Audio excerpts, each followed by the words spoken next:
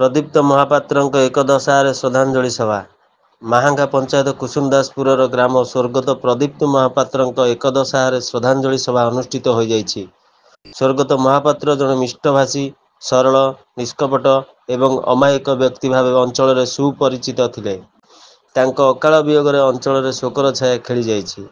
श्रद्धांजलि सभार ग्रामवासी सहपाठी बाल्यबंधु एवं परिवार वर्ग उपस्थित रही अमर आत्मार सद्गति निमंते नीरव प्रार्थना करने सह पुष्पमाल्य दे श्रद्धांजलि अर्पण करथिले।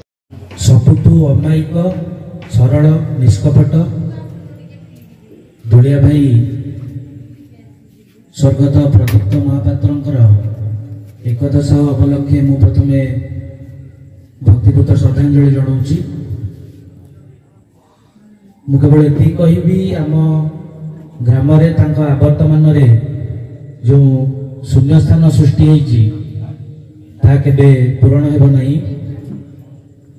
केबे भी आमे तांको पार्टी रो गोटे नेगेटिव वर्ड सुनिनु, नकारात्मक भावना सुनिनु। सब बेले ग्रामर पिला मानकु युवक मानकु सब बेले से उत्साहित करि आछंती। एटा हबनी सेटा कले भलो नुहे, एटा खराब केबे आमे तांको पार्टी रो सुनिनु। सब बेले कहती एटा करि चलो बढ़िया हला, बहुत भलो हला, आगो को एमती करि चलो गाँर उन्नति।